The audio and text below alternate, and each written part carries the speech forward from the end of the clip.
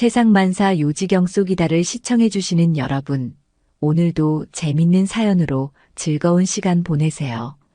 저는 이수연이라고 합니다. 당시 중2 계급장을 달고 있던 평범한 여군이었죠. 2000년대 강원도의 작은 시골 마을에서 일어난 일을 지금도 생생하게 기억하고 있어요. 그 무렵은 휴대폰이 보편화되고 인터넷이 일상에 자리 잡은 시대였지만 강원도의 작은 마을은 여전히 예전 정서가 많이 남아 있었습니다. 특히 군부대 근처에 형성된 이 마을은 군인들을 중심으로 한 상권이 발달해 있었어요. 그날은 정말 오랜만에 받은 소중한 휴가였습니다. 평소 업무에 치여 제대로 쉬지도 못했던 터라 동기들과 함께 보내는 시간이 무척 기대됐어요. 김영희, 박미래와 함께 부대 근처 작은 술집에서 가벼운 술자리를 갖기로 했었거든요. 청산유수라는 이름의 그 작은 술집은 제가 가끔 들르던 곳이었습니다. 주인 박 씨는 50대 초반의 인자한 분으로 이 동네에서 20년 가까이 장사를 해오시며 군인들을 자식처럼 챙겨주시는 분이었어요.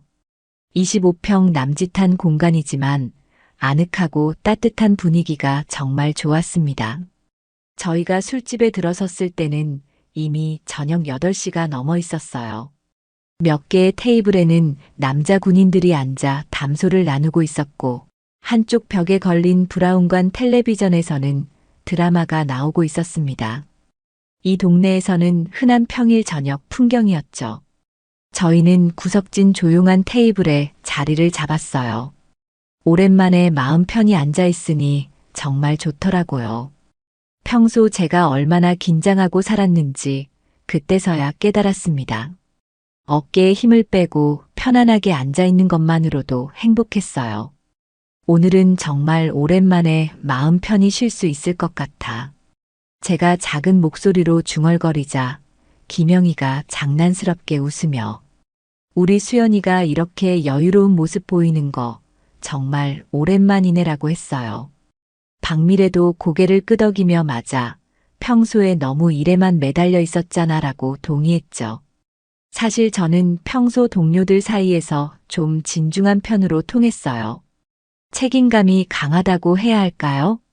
항상 모든 일에 신중하게 접근하고 실수하지 않으려고 노력하는 성격이었습니다. 그래서 동료들도 저를 의지하곤 했지만 때로는 너무 딱딱하다고 놀리기도 했어요. 하지만 그날만큼은 달랐습니다.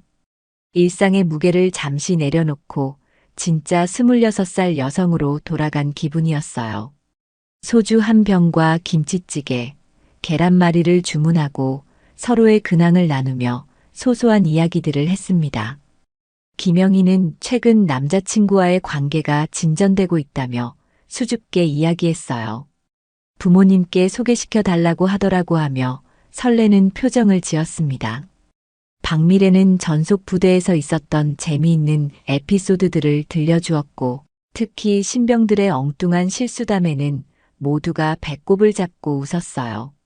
저는 평소답지 않게 편안한 표정으로 친구들의 이야기에 귀 기울였어요. 가끔 웃음이 나오기도 하고 진지하게 조언을 해주기도 하면서 정말 즐거운 시간을 보내고 있었습니다. 이런 평범한 일상이 얼마나 소중한지 새삼 느꼈죠. 다른 테이블의 남자 군인들도 저희의 존재를 의식하고 있는 것 같았어요. 가끔 시선을 보내기도 했지만 예의를 지키며 적당한 거리를 유지하고 있었습니다. 이런 배려가 당연하다고 생각했고 또 고마웠어요. 시간이 흘러 해가 완전히 저물자 술집 안의 분위기도 한결 무르익었습니다. 저희도 어느새 한 병을 다 비우고 두 번째 병을 주문했어요. 평소 술을 많이 마시지 않는 편이었지만 그날은 기분이 좋아서 조금 더 마셔도 괜찮을 것 같았습니다. 정말 오랜만에 이렇게 편하게 쉬는 것 같아. 제가 감회에 젖어 말하자 동료들도 고개를 끄덕였어요. 맞아, 우리도 가끔은 이런 시간이 필요해라며 김영희가 잔을 들어 올렸습니다. 그때까지만 해도 저는 이 평화로운 저녁이 계속될 줄 알았어요. 밖에서는 가을 바람이 쌀쌀하게 불어오고 있었고 술집 안은 따뜻한 불빛과 사람들의 웃음소리로 가득했습니다. 제 휴대폰에는 몇 통의 부재중 전화가 있었지만 오늘만큼은 업무를 잊고 싶었어요. 설마 이런 조용한 술집에서 이런 평범한 시간에 그런 일이 벌어질 줄은 꿈에도 몰랐죠. 그런데 갑자기 술집 문이 거칠게 열리는 소리가 들렸어요. 찬 바람과 함께 들어온 것은 4명의 남자들이었는데 첫눈에 봐도 평범한 사람들이 아니었어요. 특히 맨 앞에 선 남자는 키가 180cm가 넘는 건장한 체격에 염색한 머리를 젤로 뒤로 넘긴 모습이었습니다. 그 순간 술집 안의 분위기가 싸늘하게 바뀌는 것을 느꼈어요. 텔레비전 소리마저 갑자기 시끄럽게 들렸고 다른 테이블의 군인들도 불편한 기색을 드러내며 서로 눈짓을 주고받았습니다. 술집 주인 박 씨는 얼굴이 굳어지며 어색하게 인사를 건넸어요. 야, 박 사장. 선두의 남자가 큰 소리로 외쳤어요. 후에 알게 된 바로는 한준석이라는 이름의 지역 건달 중간 보스였습니다. 오늘 분위기 좋네. 근데 왜 이렇게 조용해? 그의 목소리에는 술기운과 함께 위압적인 기세가 섞여 있었어요. 저는 본능적으로 긴장했습니다. 오랜 군 생활을 통해 위험한 상황을 감지하는 능력이 생겼거든요. 이 사람들은 분명 문제를 일으킬 가능성이 높아 보였어요.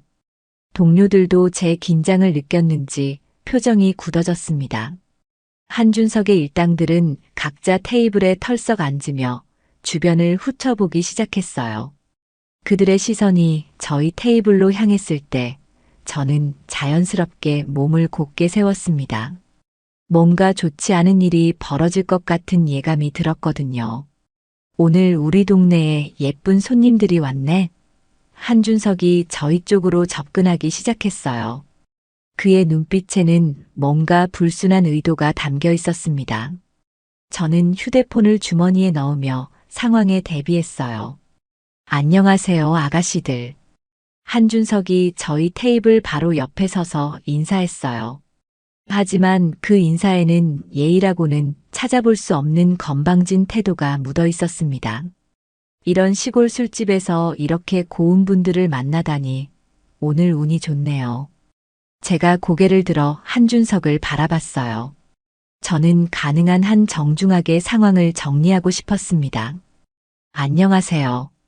저희는 조용히 이야기하고 있는 중이니까 양해 부탁드려요. 목소리는 낮고 침착하게 했지만 그 안에는 명확한 거부 의사를 담았습니다. 하지만 한준석은 제 말을 무시하고 더욱 가까이 다가왔어요. 아, 그러지 마시고 같이 한 잔 어때요? 이 동네에서는 제가 좀 알아주는 사람이거든요. 요즘 세상에 이렇게 경직된 분위기로 살면 재미없잖아요. 그러면서 그는 제 어깨 근처로 손을 뻗기 시작했습니다. 바로 그 순간 저는 반사적으로 움직였어요. 한준석의 손목을 정확하게 잡아채며 그를 제지했습니다. 손 치우세요. 제 목소리에는 이제 경고의 의미가 분명하게 드러나 있었어요. 한준석은 당황한 기색을 보이며 웃음을 터뜨렸어요. 아, 이거 보소. 아가씨가 꽤 기가 센데? 요즘 여자들이 다 이런가? 그의 질문에 술집 안의 다른 군인들도 긴장하기 시작했습니다. 분위기가 점점 험악해지고 있었어요. 혹시 군인이신가? 한준석이 저희의 짧은 머리와 단정한 모습을 보며 물었어요. 그의 목소리에는 조롱의 기색이 섞여 있었습니다. 요즘 여군들 참 당당하다던데 실제로 보니까 정말 그런 것 같네요. 네, 그렇습니다. 저는 한준석의 손목을 놓으며 침착하게 대답했어요. 그리고 지금 저희는 개인 시간을 보내고 있으니까 방해하지 말아주세요. 정중하지만 단호한 태도를 유지하려고 노력했습니다. 하지만 제 마음 한편으로는 불안함이 스물스물 올라오고 있었어요. 이런 상황이 커지면 결국 부대에도 알려질 텐데, 그렇게 되면 사실 저에게는 다른 사람들이 모르는 큰 고민이 하나 있었거든요. 이 지역을 담당하는 사단장이 바로 제 아버지였습니다. 하지만 저는 지금까지 이 사실을 아무에게도 말하지 않았어요. 부대에 배치받을 때도 어머니 성을 사용해서 이수연이라는 이름으로 근무하고 있었거든요. 만약 이 일이 커져서 아버지께 알려진다면 어떻게 될까요? 사단장의 딸이라는 이유로 특별 대우를 받는다는 오해를 살 수도 있고, 무엇보다 아버지의 위치에 누를 끼칠 수도 있었어요.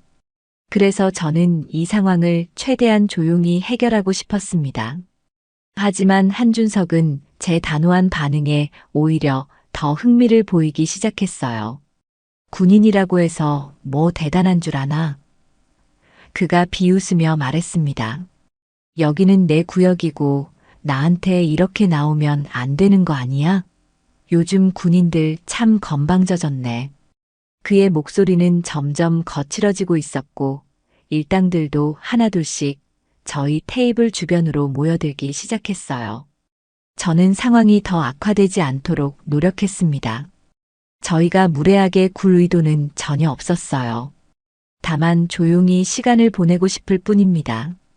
최대한 정중하게 말했지만 한준석은 들을 생각이 없어 보였어요. 오히려 제가 계속 정중하게 나오는 것을 약함으로 해석하는 것 같았습니다. 정중하긴 군인 주제에 시민한테 반말하면서 뭐가 정중해?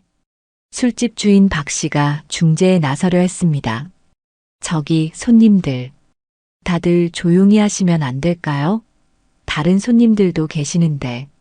하지만 그의 목소리는 떨리고 있었고 한준석은 그를 완전히 무시했어요. 박 사장은 신경 꺼. 이거 우리끼리 해결할 문제야. 한준석이 박 씨를 손짓으로 물리치며 말했어요. 그러더니 다시 저희에게 시선을 돌렸습니다. 아가씨, 여기서는 내 말이 법이야. 군인이든 뭐든 상관없어. 김영희가 작은 목소리로 수연아, 그냥 자리를 옮기자고 제안했어요. 하지만 저는 고개를 저었습니다. 왜 저희가 자리를 옮겨야 하죠? 저희는 아무 잘못도 하지 않았는데요. 이렇게 물러서면 안 된다는 생각이 들었어요. 내가 친절하게 같이 마시자고 하는데 왜 이렇게 나와? 한준석의 말에 일당들도 그러게 말이야. 형님이 예의 차려서 말하시는데 하며 거들어주기 시작했습니다. 상황은 점점 저희에게 불리하게 돌아가고 있었어요. 그때 한준석이 다시 한번 제 어깨에 손을 올리려 했습니다. 저는 더 이상 참을 수 없었어요. 마지막 경고입니다. 손 치우세요. 제 목소리에는 이제 명확한 위협이 담겨 있었습니다. 군인으로서의 자존심도 있었고 무엇보다 이런 식으로 당할 수는 없다는 생각이 들었거든요. 다른 테이블에 앉아있던 남자 군인들도 더 이상 가만히 있을 수 없다는 표정을 지었어요. 그중 한 명이 일어서며 야, 여기서 뭐 하는 거야? 라고 외쳤습니다. 하지만 한준석의 일당들이 즉시 그들을 향해 몸을 돌리며 뭐야, 너희들도 나서고 싶어? 라고 위협했죠. 상황은 순식간에 일촉즉발의 위기로 치달았습니다. 저는 마음속으로 깊은 한숨을 쉬었어요. 이렇게 되면 결국 일이 커질 수밖에 없겠구나 싶었습니다. 하지만 동시에 분노도 치밀어 올랐어요. 이런 식으로 군인을, 특히 여군을 모욕하는 것을 그냥 참을 수는 없었거든요. 저희는 국가를 위해 복무하는 사람들인데 왜 이런 취급을 받아야 하는 건가요? 자, 그럼 이제 진짜 재미있어지는군. 한준석이 악독한 미소를 지으며 말했어요. 군인들이 얼마나 대단한지 한번 보자고. 요즘 여군들이 얼마나 센지도 확인해 볼 겸. 그러면서 그는 일당들에게 눈짓을 보냈고 이들은 즉시 다른 군인들을 향해 다가가기 시작했습니다. 저는 이 순간 중요한 결정을 내려야 했어요. 계속해서 조용히 넘어가려고 노력할 것인가, 아니면 확실하게 선을 그을 것인가. 제 마음속에서는 두 가지 목소리가 충돌하고 있었습니다. 한편으로는 사단장의 딸이라는 신분 때문에 조심해야 한다는 생각이 있었고, 다른 한편으로는 군인으로서의 자존심과 의무감이 있었어요. 그리고 무엇보다 동료들을 보호해야 한다는 책임감도 있었습니다. 마지막으로 한 번 더 말씀드릴게요. 제가 차분하지만 단호한 목소리로 말했어요. 지금 당장 물러서시면 이 일은 여기서 끝낼 수 있습니다. 하지만 계속해서 저희를 괴롭히신다면 그땐 다른 방법을 써야 할지도 모르겠네요. 제 말이 끝나기도 전에 한준석이 큰 소리로 웃음을 터뜨렸습니다. 이 여자가 정말 웃기네. 다른 방법이라고? 뭐 신고할 거야? 경찰서에. 그의 조롱에 일당들도 함께 웃어댔어요. 그 순간 저는 깨달았어요. 이 사람들과는 이성적인 대화가 통하지 않는다는 것을. 그리고 이 상황은 제가 원하든 원하지 않든 더 큰 문제로 번질 수밖에 없다는 것을요. 결국 피할 수 없는 순간이 왔습니다. 한준석이 술에 완전히 취한 상태로 제 팔을 강제로 잡아 끌려 하자 저는 더 이상 참을 수 없었어요. 군에서 받은 오랜 훈련이 반사적으로 나왔습니다. 재빠르게 몸을 돌리며 한준석의 팔을 비틀어 제압했어요. 그 순간 제 안에 숨어있던 또 다른 면이 드러났습니다. 사실 저는 군 내에서도 격투 기술로는 꽤 인정받는 편이었어요. 특별한 훈련을 더 받았던 이유가 글쎄요, 그건 복잡한 사정이 있었습니다. 아, 한준석이 고통스러운 비명을 질렀어요. 그는 제 기술에 완전히 제압당한 채로 바닥에 무릎을 꿇게 되었습니다. 뭐야 이거? 이 여자가 뭐야? 그의 목소리에는 당황과 공포가 섞여 있었어요. 지금까지 만만하게 본 여군이 이런 실력을 가지고 있을 줄은 꿈에도 몰랐을 겁니다. 제 동작을 본 동료들도 깜짝 놀랐어요. 김영희와 박미래는 저의 이런 모습을 처음 보는 것 같았거든요. 평소 진중하고 조용한 제 모습만 보던 그들에게는 충격적이었을 것 같아요. 수연아, 너 언제 이런 걸 배웠어? 김영희가 놀란 목소리로 물었지만 지금은 대답할 상황이 아니었어요. 한준석의 일당들이 즉시 달려들려 했습니다. 하지만 저는 침착하게 상황을 통제했어요. 움직이지 마세요. 한 발짝이라도 더 다가오면 이 사람의 팔이 부러질 겁니다. 제 목소리는 여전히 차분했지만 그 안에는 절대적인 확신이 담겨 있었어요. 술집 안의 다른 군인들도 제 실력을 보고 놀란 표정을 지었습니다. 아마 평범한 여군의 실력이라고는 생각하지 못했을 거예요. 사실 저는 일반적인 군사훈련 외에도 특수한 교육을 받았거든요. 하지만 그 이유에 대해서는 아직 말할 수 없었어요. 당신들이 군인을 얕봤군요. 제가 한준석을 제압한 채로 말했어요. 저희는 국가를 지키는 사람들입니다. 함부로 건드릴 수 있는 존재가 아니에요. 군인으로서의 자부심이 목소리에 담겨 있었습니다. 하지만 한준석의 일당들은 쉽게 포기하지 않았어요. 그들 중 한 명이 뒤에서 저를 기습하려 했지만 다른 군인들이 재빠르게 나서서 이를 막았습니다. 순식간에 술집 안은 아수라장이 되었고 테이블과 의자들이 여기저기 넘어지기 시작했어요. 브라운관 텔레비전이 넘어지면서 큰 소리가 났고 술병들이 깨지는 소리도 들렸습니다. 저는 상황을 보며 복잡한 마음이 들었어요. 한편으로는 이렇게 군인의 위엄을 보여줄 수 있어서 만족스러웠지만 다른 한편으로는 이 일이 더 커질까봐 걱정됐어요. 술집 주인 박 씨는 완전히 공황 상태에 빠졌어요. 제발 그만하세요. 여기서 이러시면 안 됩니다. 가게가 망가져요. 하지만 이미 격해진 상황에서는 아무 소용이 없었습니다. 다른 손님들도 하나둘씩 술집 밖으로 피하기 시작했어요. 한준석은 자신의 체면이 구겨진 것에 분노하며 계속해서 위협적인 말을 쏟아냈어요. 야, 이 계집아. 내가 누군지는 모르겠지만 오늘 이 일은 절대 그냥 넘어가지 않을 거야. 내가 이 동네에서 뭐 하는 사람인지 곧 알게 될 거야. 그의 목소리에는 복수심이 가득 담겨 있었습니다. 저는 한준석의 위협에도 불구하고 여전히 차분함을 유지했어요. 하지만 마음 한편에는 깊은 우려가 자리 잡고 있었습니다. 이 일이 커지면 결국 부대에도 알려질 텐데 그렇게 되면 제 아버지인 아니, 아직은 그 이야기를 할 때가 아니에요. 하지만 분명한 건 이 상황이 단순한 술집 시비로 끝나지 않을 것 같다는 거였어요. 결국 경찰이 신고를 받고 출동했고 그날 밤은 그렇게 마무리되었습니다. 다행히 큰 부상자는 없었지만 술집은 상당히 망가졌고 한준석과 그의 일당들은 경찰서로 연행되었어요. 하지만 저는 알고 있었습니다. 이것이 끝이 아니라 시작이라는 것을요.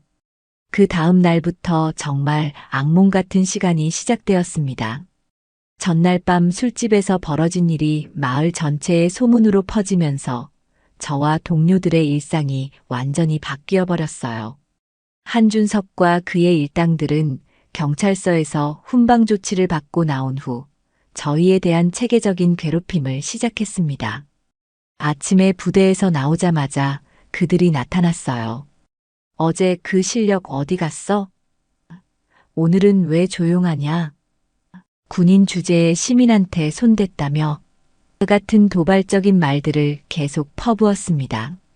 처음에는 단순한 언어적 괴롭힘이었지만 점점 더 노골적이고 위험해지기 시작했어요.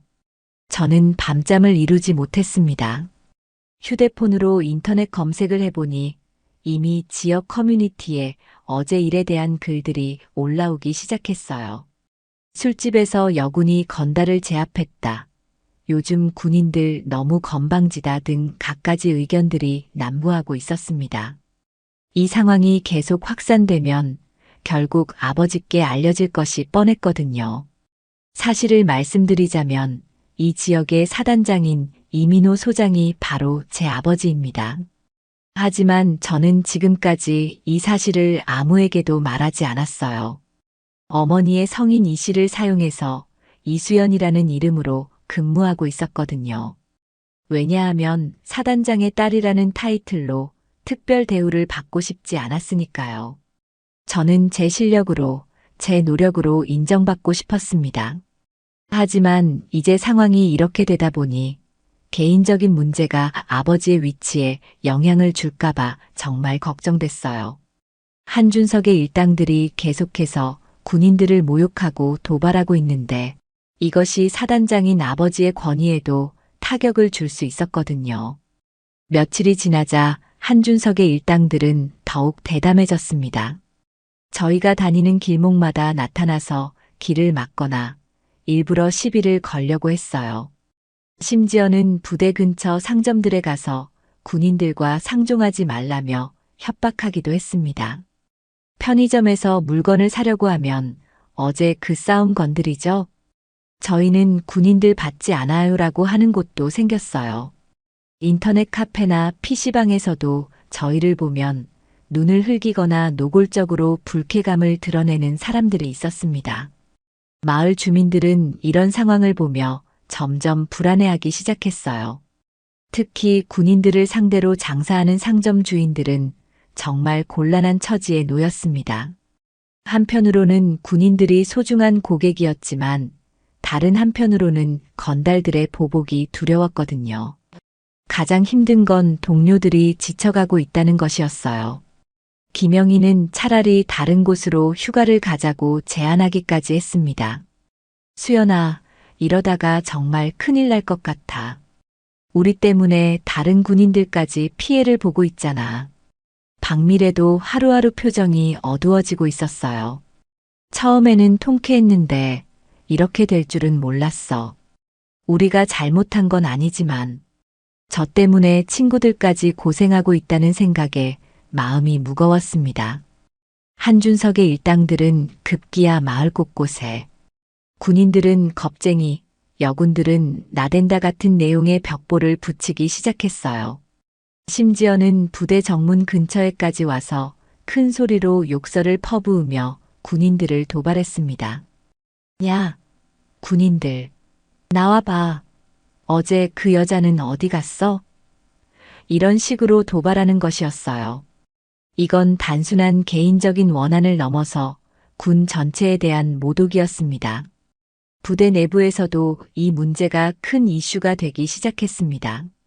젊은 병사들은 분노하며 저들을 혼내주어야 한다고 목소리를 높였어요. 하지만 상급자들은 함부로 나서면 더 큰 문제가 될 수 있다며 자제를 당부했습니다. 저는 이런 상황에서 정말 괴로웠어요. 제가 조금만 참았다면 이런 일이 일어나지 않았을 텐데. 하지만 동시에 화도 났습니다. 왜 저희가 이런 모욕을 당해야 하죠? 저희가 뭘 잘못했다고요? 그런데 어느 날 아침 상황이 급격하게 바뀌기 시작했습니다. 평소처럼 부대에서 나온 저희를 기다리고 있던 한준석의 일당들이 갑자기 불안한 기색을 보이기 시작한 거예요. 뭔가 심상치 않은 분위기가 감돌고 있었습니다. 알고 보니 마을 주민들 사이에서 변화가 일어나고 있었어요. 처음에는 건달들을 무서워하며 군인들과 거리를 두려던 상점. 주인들이 이제는 오히려 이런 식으로 군인들을 괴롭히는 것은 옳지 않다며 목소리를 내기 시작했던 거예요. 특히 평소 저희를 잘 챙겨주시던 술집 주인 박 씨가 용기를 내어 다른 상인들을 설득하고 다니셨나 봅니다. 군인들이 있어야 우리도 장사할 수 있는 거 아니냐. 저런 건달들이 설치게 놔두면 마을이 어떻게 되겠냐며 반발의 목소리를 높이기 시작했어요. 인터넷 커뮤니티에서도 여론이 바뀌고 있었습니다. 처음에는 요즘 군인들이 너무 건방지다는 의견이 많았지만 점차 군인들을 보호해야 한다. 저런 건달들이 문제다라는 글들이 늘어나고 있었어요. 그리고 그날 오후 저는 부대에서 급히 호출을 받았습니다. 사단장실로 오라는 연락이었어요. 그 순간 제 심장이 쿵쾅거리기 시작했습니다. 드디어 이 일이 아버지께 알려진 것 같았거든요. 사단장실로 가는 길에 저는 온갖 생각을 했어요. 어떻게 말씀을 드려야 할지, 아버지가 얼마나 실망하실지. 휴대폰을 확인해 보니 몇 통의 부재중 전화가 있었는데 모두 아버지 번호였어요. 사단장실 앞에 서니 정말 떨렸어요. 이 문 너머에는 제가 가장 존경하지만 동시에 가장 실망시키고 싶지 않은 분이 계셨거든요. 용기를 내어 문을 두드렸습니다. 들어오시오. 아버지의 목소리가 들렸어요. 평소보다 더 엄숙하게 들렸습니다. 저는 똑바로 선 채로 거수 경례를 했어요. 사단장님, 이수연 중위 보고드립니다. 아버지는 저를 한참 동안 바라보셨습니다. 그 시선 속에는 복잡한 감정들이 섞여 있었어요. 걱정, 안타까움, 그리고 자랑스러움. 수연아. 아버지가 작은 목소리로 제 이름을 부르셨어요. 공식적인 자리였지만 그 순간만큼은 아버지와 딸의 대화였습니다. 아버지, 죄송해요. 제가 고개를 숙이며 말했어요. 제 개인적인 문제로 아버지께 누를 끼쳐드린 것 같아서. 그런데 아버지의 반응은 제가 예상했던 것과 달랐어요. 수연아, 고개를 들어라. 아버지가 부드럽게 말씀하셨어요. 너는 잘못한 게 없다. 오히려 잘했어. 그 말을 듣고 저는 깜짝 놀랐습니다. 꾸중을 들을 줄 알았는데 칭찬을 받다니요. 사실 내가 이 일을 며칠 전부터 알고 있었다. 아버지가 말씀을 이어가셨어요. 마을에서 일어나는 일들을 모를 리가 있겠느냐. 아버지는 제가 지금까지 자신의 정체를 숨기고 스스로 문제를 해결하려 노력했다는 것을 모두 알고 계셨어요. 그리고 그런 제 모습을 오히려 자랑스러워하고 계셨습니다. 하지만 이제는 아버지가 나설 때가 된 것 같구나. 아버지의 목소리에 단호함이 실렸어요. 군인을 모독하고 지역 사회의 질서를 어지럽히는 자들을 더 이상 방치할 수는 없다. 특히 내 딸을 건드렸으니 말이야. 그때 저는 알았어요. 아버지가 이미 모든 계획을 세워두고 계셨다는 것을요. 그리고 이제 정말로 한준석과 그의 일당들에게 응징의 시간이 다가오고 있다는 것을요. 그날 저녁 저는 동료들과 함께 다시 그 술집으로 향했습니다. 아버지의 계획에 따른 것이었어요. 평소처럼 행동하되 이번에는 확실하게 마무리를 지을 작정이었습니다. 제 휴대폰에는 아버지로부터 모든 준비가 완료되었다는 문자가 와 있었어요. 술집 주인 박 씨는 저희를 보자 걱정스러운 표정을 지었어요. 또 오늘도 그 사람들이 올 텐데 괜찮겠어요? 하지만 저는 미소를 지으며 괜찮습니다. 오늘은 좀 다를 거예요 라고 대답했습니다. 예상대로 한준석과 그의 일당들이 나타났어요. 이번에는 더 많은 사람들을 데리고 왔더군요. 아마 확실하게 저희를 굴복시키려는 작전인 것 같았습니다. 그들의 얼굴에는 승리에 대한 확신이 가득했어요.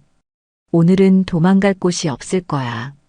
한준석이 위협적으로 말하며 저희에게 다가왔어요. 지난번에 당한 걸 갚아줄 시간이야. 이번에는 확실하게 혼내줄 거거든. 그의 일당들도 하나둘씩 저희를 애워싸기 시작했습니다. 하지만 이번에는 제가 전혀 위축되지 않았어요. 오히려 당당하게 일어서며 한준석을 바라봤습니다. 정말 끝까지 이럴 건가요? 제 목소리에는 이상하게 여유가 있었어요. 마치 모든 걸 알고 있다는 듯이요. 뭐야, 오늘은 기가 좀 세네. 한준석이 의아해하며 말했어요. 하지만 곧 비웃음을 터뜨렸습니다. 그래도 결과는 마찬가지야. 오늘은 확실하게 혼내줄 거거든. 군인이 뭐 대단한 줄 아나? 바로 그때였습니다. 술집 문이 다시 열렸어요. 하지만 이번에는 전혀 다른 사람들이 들어왔습니다. 군복을 입은 헌병들이었어요. 그들의 완벽한 군기와 위험 있는 모습에 술집 안의 분위기가 순식간에 바뀌었습니다. 그리고 그 뒤로 아버지가 들어오셨습니다. 사단장 계급장을 단 정복 차림의 아버지를 본 순간 술집 안의 모든 사람들이 숨을 죽였어요. 한준석과 그의 일당들은 갑작스러운 상황에 당황하며 서로를 바라봤습니다. 이런 상황은 전혀 예상하지 못했을 거예요. 지역의 최고 군사 책임자가 직접 나타날 줄은 말이죠. 저는 다른 사람들처럼 거수 경례를 했지만 마음속으로는 안도감과 자랑스러움이 동시에 올라왔어요. 누가 여기서 소란을 피우고 있는가? 아버지의 목소리가 술집 안에 울려 퍼졌어요. 그 목소리에는 사단장으로서의 위엄과 권위가 가득 담겨 있었습니다. 마치 전투를 지휘하는 것 같은 압도적인 기운이었어요. 한준석은 여전히 상황을 파악하지 못하고 있었어요. 당신이 누구길래 여기서? 그가 말을 시작하려는 순간 헌병 중 한 명이 사단장님 앞에서 함부로 말하지 마라. 고 호통을 쳤습니다. 그제서야 한준석과 그의 일당들이 상황의 심각성을 깨달았어요. 그들의 얼굴이 순식간에 하얘졌습니다. 지역 사단장이 직접 나타난 상황이었거든요. 평소 그렇게 건방지던 모습은 온데간데 없고 완전히 기가 죽은 모습이었어요. 이민호 소장이다. 아버지가 자신을 소개하셨어요. 며칠째 이 지역에서 군인들을 괴롭히고 있다는 소식을 들었다. 그 주동자가 너희들이냐? 아버지의 시선이 한준석을 향했을 때 그는 말 그대로 떨고 있었어요. 한준석은 말문이 막혔어요. 그건. 그가 더듬거리며 말하려 했지만 제대로 된 말이 나오지 않았어요. 평소 동네에서 설치던 모습과는 완전히 다른 모습이었습니다. 특히 우리 부대 소속 여군들을 지속적으로 괴롭혔다고 들었는데 아버지의 시선이 저에게로 향했어요. 이수연 중위 맞나? 네, 사단장님. 제가 바르게 서서 대답했어요. 그 순간 한준석의 얼굴이 더욱 하얘졌습니다. 지금까지 자신이 괴롭힌 여군이 바로 사단장의 딸이었다는 사실을 깨달은 거예요. 저희는 몰랐습니다. 한준석이 급히 말했어요. 만약 알았다면. 하지만 아버지는 차가운 표정으로 그를 제지했습니다. 몰랐다고? 그럼 사단장의 딸이 아니었다면 괴롭혀도 된다는 말인가? 아버지의 목소리에는 분노가 담겨 있었어요. 군인은 누구든 존중받아야 할 사람들이다. 신분이 무엇이든 상관없이 말이다. 그 순간 저는 정말 자랑스러웠어요. 아버지가 저 개인을 보호하려는 게 아니라 군인 전체의 명예를 지키려 하신다는 것을 알 수 있었거든요. 이것이 진짜 리더의 모습이구나 싶었습니다. 결국 한준석과 그의 일당들은 헌병대에 연행되었습니다. 그들이 저지른 일들 마이너스 군인 모독, 지역사회 질서 교란, 협박, 기물 파손 등 마이너스에 대해 정당한 처벌을 받게 된 거예요. 이 과정에서 지역 경찰과 군이 협력하여 이를 처리했습니다. 놀라운 것은 마을 주민들의 반응이었어요. 한준석 일당이 연행되는 모습을 보며 많은 사람들이 박수를 쳤습니다. 그동안 저들 때문에 얼마나 많은 사람들이 피해를 받았는지 알 수 있었죠. 술집 주인 박 씨는 저희에게 달려와서 정말 고생 많이 하셨습니다라며 깊이 인사를 드렸어요. 앞으로는 이런 일이 없도록 저희도 주의하겠습니다. 군인님들께서 편안히 쉴 수 있는 곳을 만들어 드리겠습니다. 그날 밤 아버지와 저는 오랜만에 개인적인 대화를 나눴습니다. 공식적인 업무가 끝난 후 아버지의 집무실에서 아버지와 딸로서 마주 앉았어요.